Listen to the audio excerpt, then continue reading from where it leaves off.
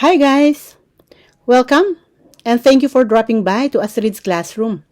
This afternoon we are going to talk about a special lecture prepared for all students enrolled in the course Foundations of Spatial and Inclusive Education.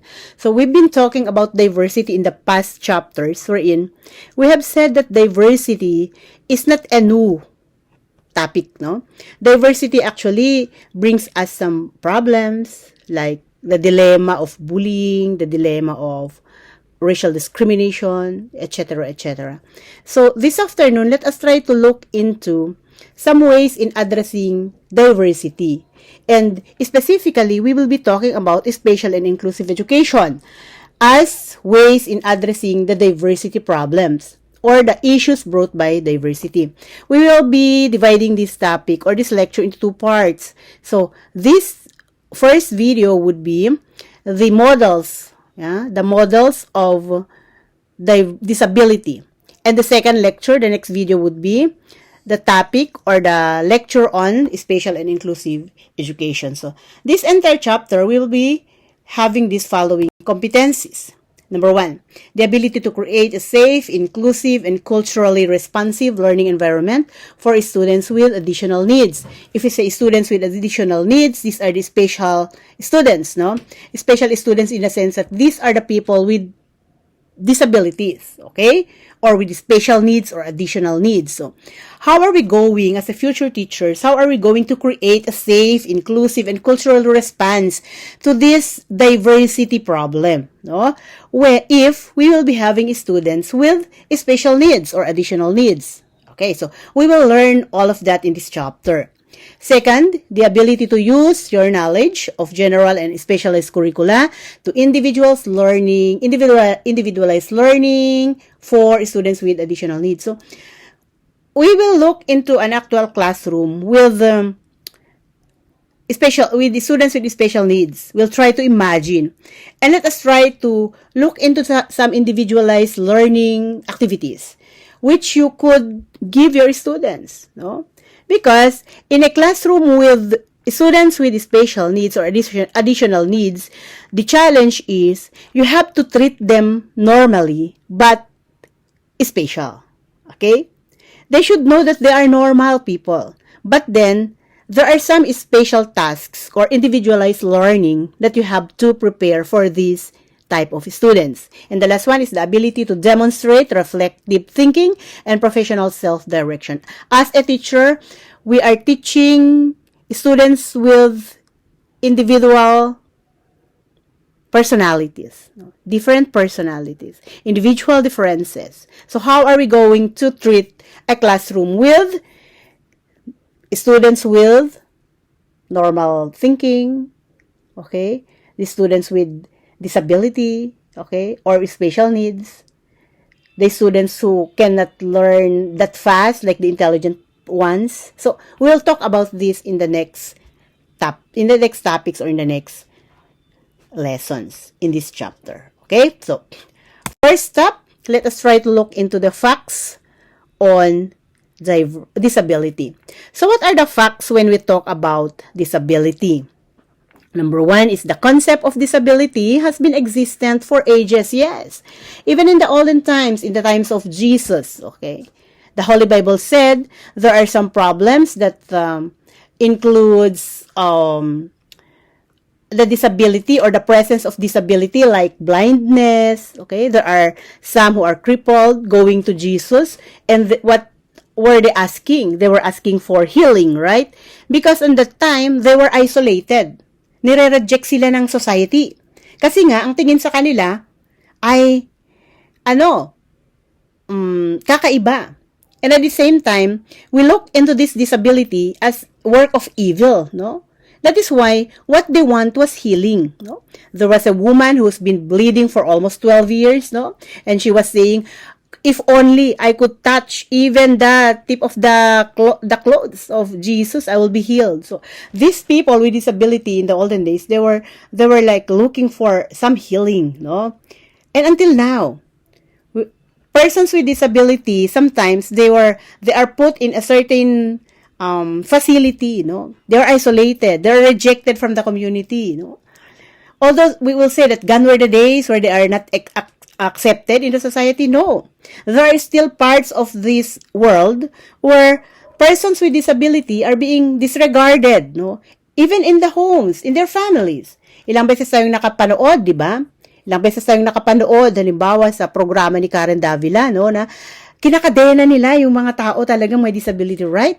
They've been isolated kasi sabi nila, harmful daw sila, etc., etc. But no, this is not actually the issue. The issue is there a certain program, really, of the government that look into these issues, no?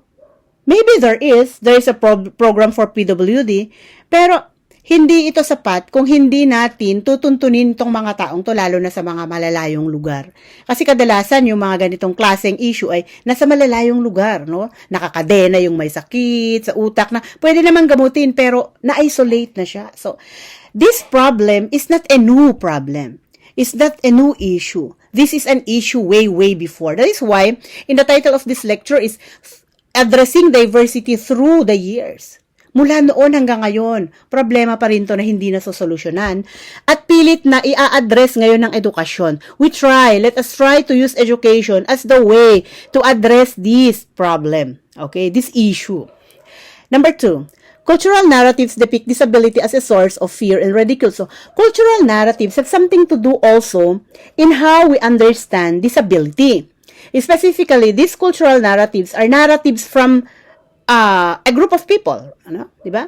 Ang mga story ito, yung mga naratibong ito ay mula sa grupo ng mga tao. Halimbawa, yung Kampanerang Kuba, 'di ba? How did they treat the Kampanerang Kuba, yung tao na may sakit sa, 'di ba? Yung parang may bukol sa likod. Sakit 'yun. But they are portraying that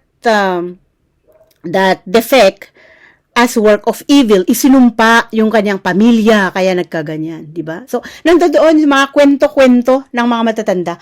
Although panakot ito, pero minsan nagiging katotohanan na kasi the way you see it, yun yung nababasa kasi natin. No? Yun yung nasi-share sa atin ng mga stories. So, parang, kung ganun, pag may nakita ka ng may bukol sa likod, parang natatakot ka na kasi, ay, sinasaniban ng demonyo, di ba? And only few were accepting of Kampanerang Kuba, di ba? And then ano ang nangyari sa kanya? She was isolated. Nakulong siya sa isang simbahan kung saan hindi siya pwedeng magpakita. At ang ginagawa lang niya, nagpapatunog siya ng kampana, di ba? So nawalan siya ng karapatan to act normally because yun ang tingin sa kanya ng society. At yun ang nakalagay din sa mga kwento na na-share sa atin. Kaya, sa katotohanan, gadon din natin tingnan ang mga taong may disability.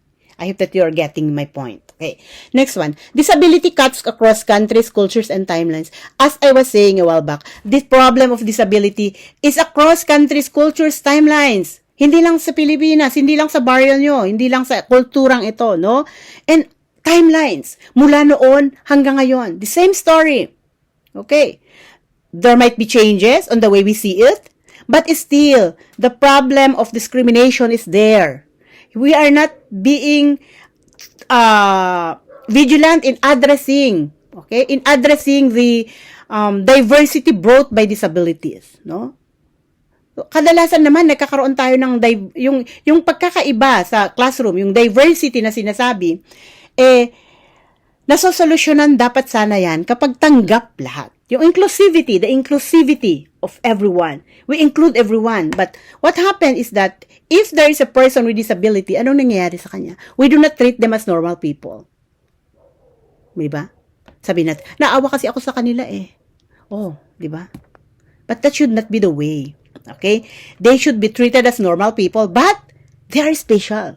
Yun na dapat nilang malaman at maramdaman. Next one. Sociology reminds us that human behavior must always be studied in relation to cultural, historical, and social-structural context. Okay, so we should look into, as teachers, dapat alam natin i-handle yung mga students natin na magkakaibang ugali, magkakaibang pinanggalingan, magkakaibang kultura, kasi bahagi yon ng buhay natin bilang guro. Okay, so moving on, let us try to look into models of disability. This will help us understand how in the process of time, people understood the issue on disability. Okay. We have the models of disabilities being created, no? Okay? Na iluwal itong modelong ito kung paano natin unawain ang disability because we need to understand what disability is. Okay, so models of disability provide definitions of disability. They provide who are the people who are being called or regarded as disabled. Okay? They offer explanations on causal and responsibility attributions. So, is this disability has something to do with medicine? No? May magagamot pa ba ito or ano? Okay? And the responsibility attributions. Who are responsible in treating this problem? Okay. Is it the government alone? Is it the family? Is it the hospitals? Okay. So, there are lots of things that we are going to understand if we talk about the models of disability. And we'll try to look into how at times the concept of disability have been changed. Kung paano nating inunawa ang disability as an issue and as a part of our everyday life, paano natin inunawa ito throughout times. Okay. They inform policy, they are not value neutral. They define the academic disciplines that focus on disability. So, as a teacher, halimbawa, paano ka gagalaw at kikilos bilang guro sa isang classroom na may mga disabled na students. The academic disciplines, no? They shape the self-identity of PWD. We try to put a picture so that you could imagine what a PWD is, no? When can you say that that person is PWD, etc., etc. So, these models of disability will teach us on how to look into these persons with disability and how are we going to treat them specifically if you become teachers, okay?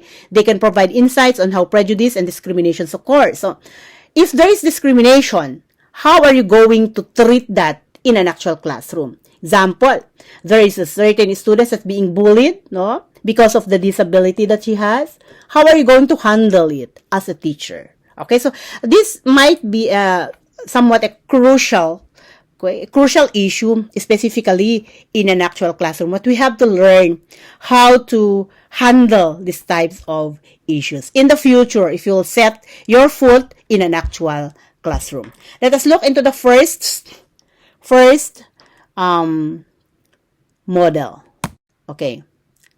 Number 1 is the moral or religious model. So, from the word alone, moral and religious model, we know, okay, immediately that this model is rooted in the moral and religious model of disability. Okay, religious. The way how these religious people and the moral, okay, look at disability.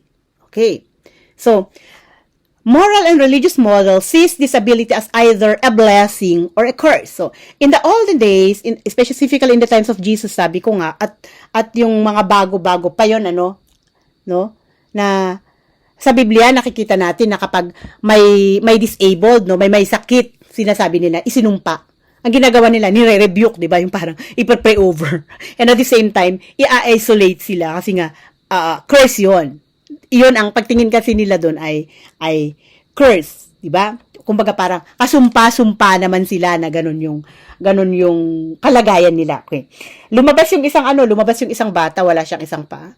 Sabihin nila, kasi pinaglian niya ganito. Merong paniniwalang gano'n, no? Nag-root siya sa kung anong kwento ng community. So, either a blessing or a curse ang pagtingin nila sa disability. Okay, so it is characterized by notions of charity and caretaking. So, for the most part, the core response in this moral or religious model is the establishment of facilities. Okay, facilities or segregated institutions, especially in the West, no, wherein these people with disability are put in a certain area. Okay, pinag-iisa sila.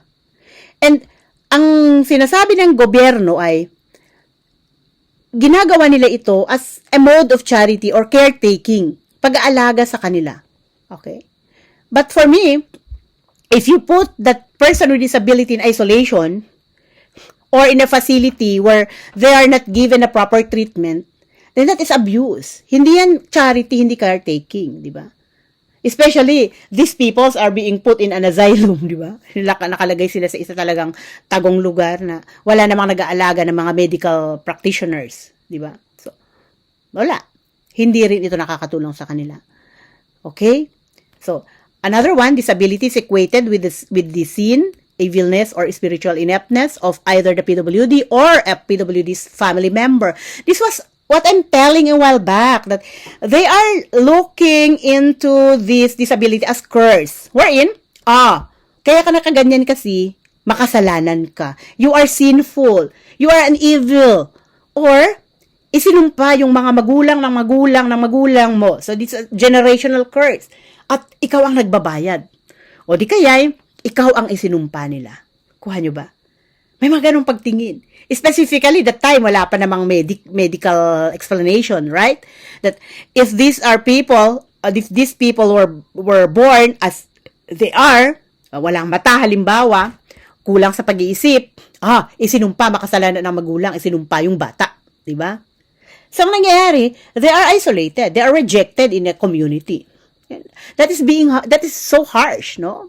But that happened. That happens. History tells us that there was time where asylums were established to isolate these people with disability. Okay, so another one, disability either becomes one's ticket to heaven. Kapag minsan, tinitingnan din naman nila dito na ang disability ay blessing, no? Na gawan mo sila ng mabuti, character development, di ba? Gawan mo ng mabuti mga disabled at magiging ticket mo sila papuntang langit. Okay? Sabi nga nila, karma, whatever you do to your brothers, it will be done unto you. Okay? But most of the time, during this time, people look into disability as curse. Mas marami yung nakatingin sa disability as sumpa or kasalanan. And then, moral and religious model, you have to remember this one, sees disability as something permanent. For this model, disability is permanent. So, if you are blind, you will be blind for life. Okay?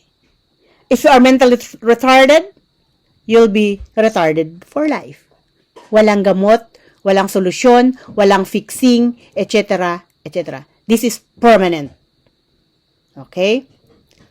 Nagets. That is the moral and religious model. Moving on, we have also the biomedical individual model, wherein it is rooted in science and facts. Okay? So, if the religious model is rooted in religion and moral, biomedical and individual model is rooted in science and facts. So, we will talk about medicine here. Okay? So, science, research, and facts. So, biomedical or individual models considers disability as a glitch the PWD is born into, which needs assessment and fixing. So, for biomedical, disability needs assessment. Kailangan ng tests. Okay? And then, whatever the result of the test, we need fixing. Okay? If we say fixing, medication. There is a solution for everything for the biomedical model. Okay? That is a difference from the first model. And then, this biomedical model have the notion that those without disabilities are superior than those with disabilities and that they have a primary responsibility over the welfare of the disabled. So, this model also believed that people without disability or the normal people are superior. But, there is a but. These people without disabilities or the normal ones have the primary responsibility to take care, okay? To take care or look into the welfare of the disabled. That's it. Okay? So, there are no isolations. There is no rejection, no asylum, okay? No facilities where we isolate these people, but we accept these people and we have the responsibility to look over their welfare. Okay? So, like the government, they should make a program that sees, okay, the welfare. At the same time, what are the rights of these disabled? That's it. So, you can see easily the difference between the two models. Now, let us look into the third model and let us see the difference between the three. Functional and rehabilitation model. So, we have here the word rehabilitation. So, this is self-explanatory, right? Rehabilitation, rehab. Okay. If we talk about rehabilitation, sometimes the first thing that comes in our mind are the drug addicts, right? Drug addict kailangan ng rehab. Okay. So again, like the biomedical, the functional or the rehabilitation model rooted in science and facts. The rooted in science and facts, no? Also, and this is the PWD as having deficits, may pagkukulang lang. Okay? May kulang lang kasi kung bakit nabuo kasi itong model is, napansin nila na in the olden times, ang uso ang gera, some soldiers are being sent to war. And then, when they come back, some of them loses their eyesight, loses one of their fingers, their foot, etc., etc. That is why this model was organized. This model was made, no? Nabuo. So, for them, this is PWD as deficits may kulang. That is why these deficits justify the need to undergo rehabilitation, intervention, such as what? Therapy, counseling, etc., etc. So, sometimes if you are experiencing a deep anxiety and then you're losing your senses, you go to therapy, counseling, okay? There's something deficit, may kulang na konti sa'yo. And you just need to go for rehabilitation.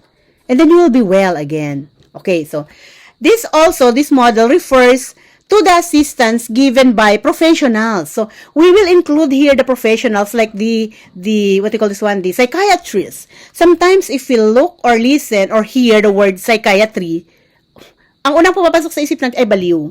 Kaya natatakot ang mga tao na pumunta sa psychiatrist kasi pag nalaman ng kapitbahay, imamarites siya na, ay, baliw siya, kaya siya pumunta sa psychiatrist. And that is very wrong. Because the rehabilitation model includes the professionals. They can do better. Okay, so we need to surrender, no? This disability to professionals so that there is hope, there is always hope of gaining back one's functionality. 'Di ba? Yung normal na function natin, may pag-asa pang babalik sa normal kung tutulungan tayo ng mga professional. That is the functional and the rehabilitation model. Okay. Moving on, we have the social model. Ito yung medyo madugo kasi ang sinasabi ng social model, itong social model na ito, this is actually a society's reaction on how the biomedical perspective viewed disability. Wherein they are saying, this social model says that, or they argue that, disability occurs as a result of society's lack of understanding of individual differences. And then, PWDs are seen as disabled not because they are different or they are deficient, but because society insists they are disadvantaged. And then, its underlying principle is that disability is a social construct. So, for this model, there is no such word as disability. Walang taong disabled. Everyone's normal. Everyone is able. Nagkakaroon lang ng disability because the society, the people around insists or sees that as disability.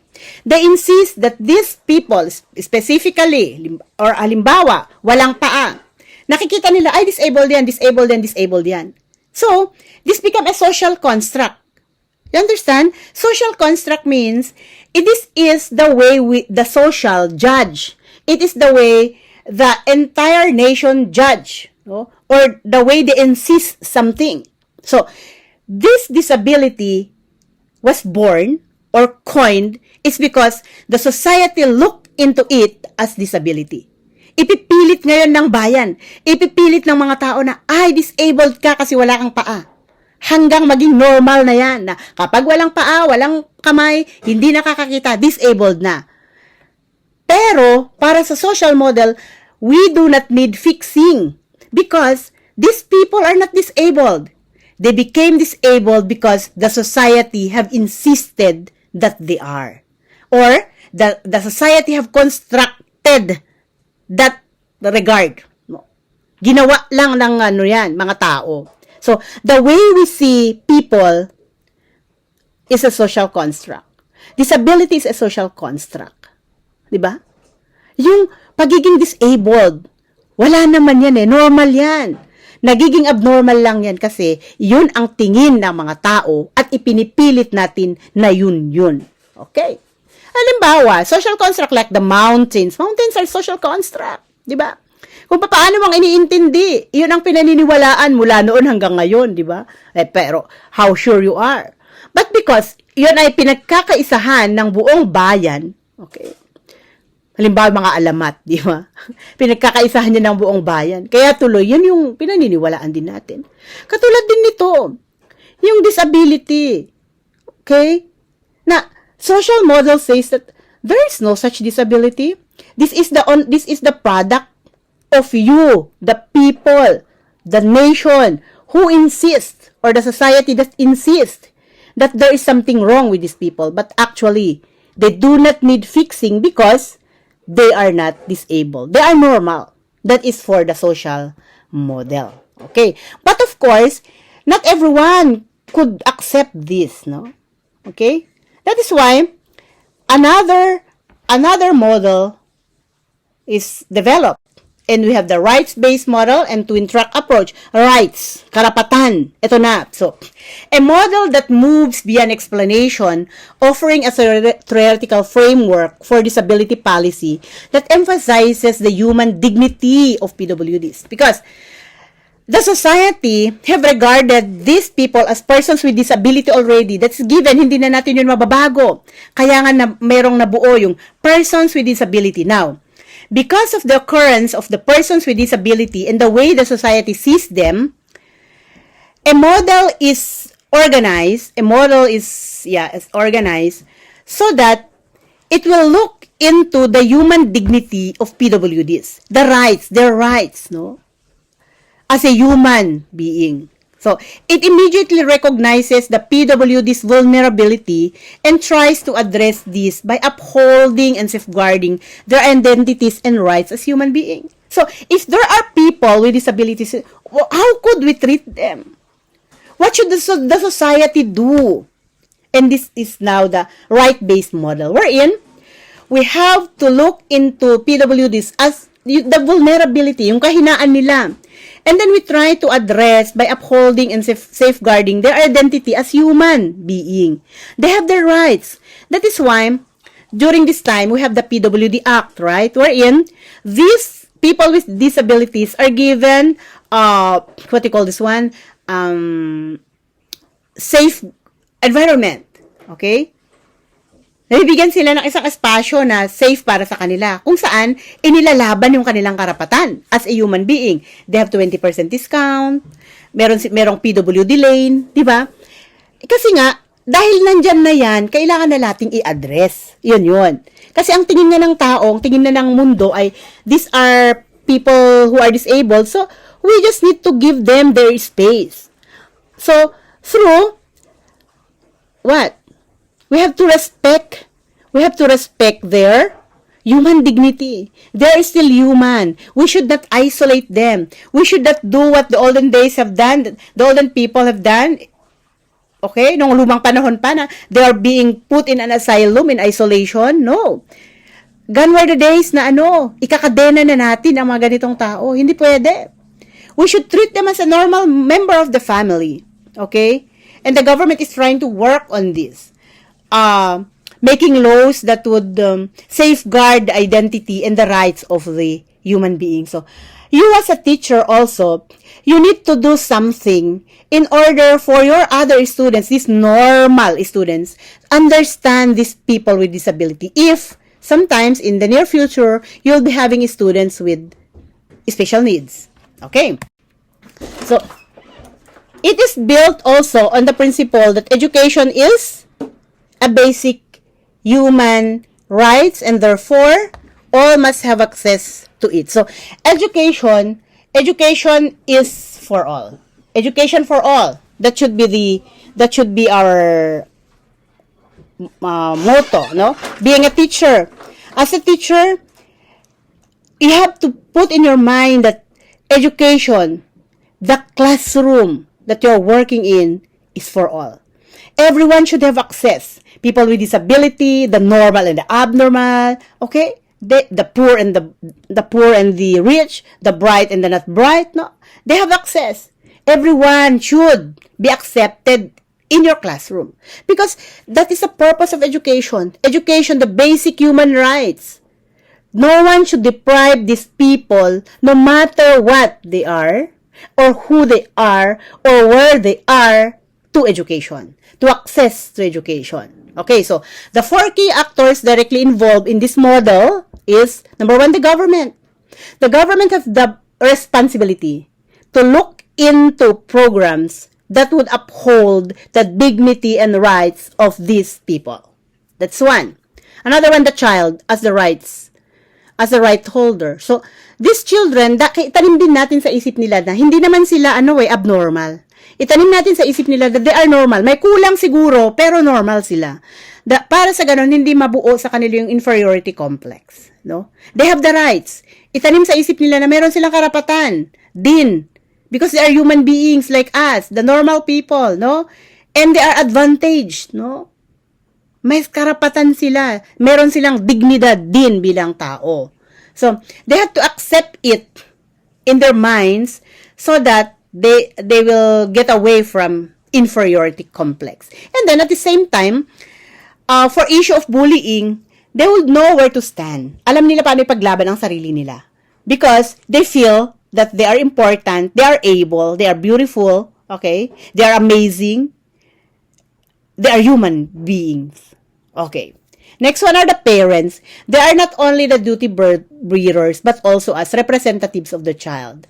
Okay, so kadalasan, syempre, kailangan ng mabusising pangangalaga sa mga ganitong klaseng tao, yung mga persons with disability. Depende doon sa lalim or sa laki or sa lawak nung disability, di ba? These parents really have to sacrifice, no? They serve as the duty bearers, and at the same time they represents the child also. Okay, so parents with the children of disability are most challenged talaga. Especially if they have 5 children and then 2 are disabled. How are they going to treat these 5 children as normal? Okay, pantay-pantay, no? Na ipaparamdam sa kanila na special sila yung dalawa, pero normal din naman sila. Para sa ganun, hindi nila maramdaman na kakaiba sila. What matters is acceptance within the family. That is the first step. So, the parents should accept them and treat them as normal so that the siblings will treat them the same. Because kung ang parents nga mismo hindi tanggap yung mga ganitong klaseng PWD na halimbawa mga anak na may disability, so how could the community accept and respect, okay, and give space to these children? Okay, and then of course the teachers, ikaw na guro, you are the rights holder and the duty bearer. So we have to understand that in a classroom, as I have said, everyone has equal access to education. Okay? Wala ka dapat itulak kabigin. So, whatever happens in the future, if sometimes you will be having a student with disability, you have to learn how to approach it. Okay? You have to learn how to accept it. And you have to strategize on how we're going to teach a classroom, treating everyone as normal students, but at the same time, treating that certain student as a special student. Okay? So, never be a source of a thinking that this student with disability is disabled. You should be the main source of the idea that this student, though disabled, is a normal one. So, let us try to start in a classroom that the social construct that there are no disabled people. Because the way we see them is the way they are. Okay? Just because we look at them as disabled, then they became disabled. And that's so unfair. So, the best thing that we do is to accept these students, at the same time teach the other students on how to act with justice and how to respect these people and how to give them the space, the proper space in the classroom. Because they need this one. They need their own space, no? For them to learn, for them to be respected, for them to be called human being or normal human being. So, I trust you, my dear students, that when time will come that you have your license and when you are going to set your feet in an actual classroom, you will be very fair and just in treating all your students, whether they are rich or poor, intelligent or not, able or disabled, as we call them. You have to be just. You have to bear in mind that education is accessible to all, everyone. And then make your classroom as an avenue of students who come and learn and then feel that no matter who they are accepted in the society as normal human beings. I hope that you learned something from Astrid's classroom this afternoon. Thank you so much for dropping by. Till our next video, maraming salamat sa Astrid's classroom. Lahat ay matututo kahit magkakalayo. See you guys!